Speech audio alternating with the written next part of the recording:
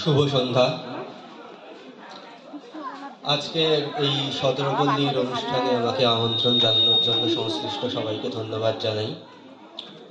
আমরা আমাদের ছেলেবেলা থেকেই এই মেলা দেখে আসছি।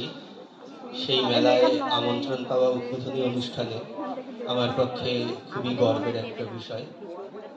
আমার অন্যান্য লেখালেখি এই মঞ্চে আলোচনার বিষয় নয়। এখানে মূলত আমন্ত্রিত হয়েছি বেলঘরিয়ার ইতিহাস সন্ধানে বলে একটি বই 2016 সালে প্রকাশিত হয়েছিল, সেই বই লেখার জন্য। বেলঘরিয়া এই জনপদের ইতিহাস নিয়ে সেটাই ছিল প্রথম বই।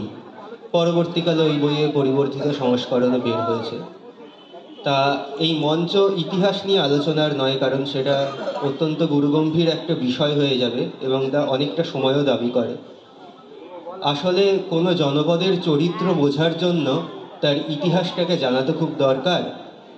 আমরা আজকে যেখানে বসে আছি, এই যে 17 পল্লীর মেলা, এই মেলা হয়তো বয়সের দিক দিয়ে খুব পুরনো নয়, 33 বছর, কিন্তু তারও আগের 100-150 বছরে ইতিহাসের দিকে যদি আমরা চোখ মেলি, বেলঘরিয়ার বিভিন্ন উৎসবকে কেন্দ্র করে বিভিন্ন মেলা বসত। একটা মেলা ধুঁকতে ধুঁকতে এখনো টিকে আছে, আপনারা হয়তো কেউ কেউ খেয়াল করতেও পারবেন। সেটা হচ্ছে ওই বুড়ো শিবতলার পাশে চড়কের দিন, মানে চৈত্র সংক্রান্তির দিন একটা ছোট্ট করে মেলা হয় এখন। সেই মেলা আজ থেকে 100-150 বছর আগে খুব বড় আকারেই হতো, সেটা একটা প্রাচীন মেলা।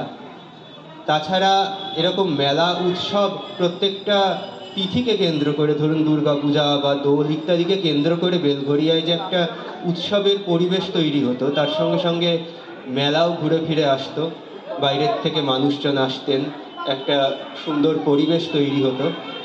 তারই একটা উত্তরাধিকার হয়তো বহন করে চলেছে এই মেলাও। আমিও আমার স্মৃতিতে প্রায় 20 বছর ধরে এই মেলার সঙ্গে জড়িয়ে। ছোটবেলায় আসতাম, ঘুরতাম। সেই মেলা আজও অনেকটা একই রকম আছে দেখে আমাদের ভালো লাগে, আনন্দ হয়। আপনারা ভালো থাকুন, মেলা উপভোগ করুন। আর আরেকটা কথাই শেষে বলবো, যে বিশ্বায়ন পরবর্তী যুগে তো প্রত্যেকটা জনপদই খুব দ্রুত পাল্টে যাচ্ছে।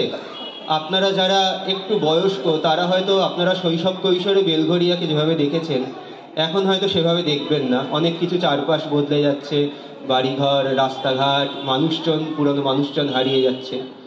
কিন্তু এই যে প্রতিনিয়ত বদল, এই বদলের মধ্যেও একটা জনপদের যে মেইন পালস, সেই পালস যেন হারিয়ে না যায়, সেই স্পিরিট যেন বজায় থাকে, সেটা ধরে রাখার দায়িত্ব আমাদের সবারই। এই অনুষ্ঠানের আয়োজকদের মধ্যে আমার থেকেও তরুণ প্রজন্মের অনেকে আছে।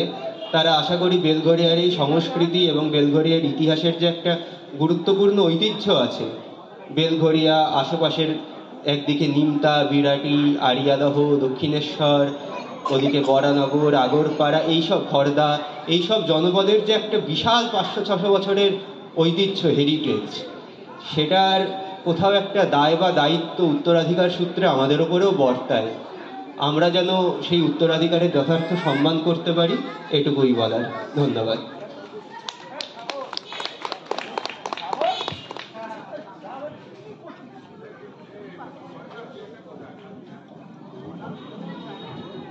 অসংখ্য ধন্যবাদ জানাই তন্ময় ভট্টাচার্য মহাশয়কে।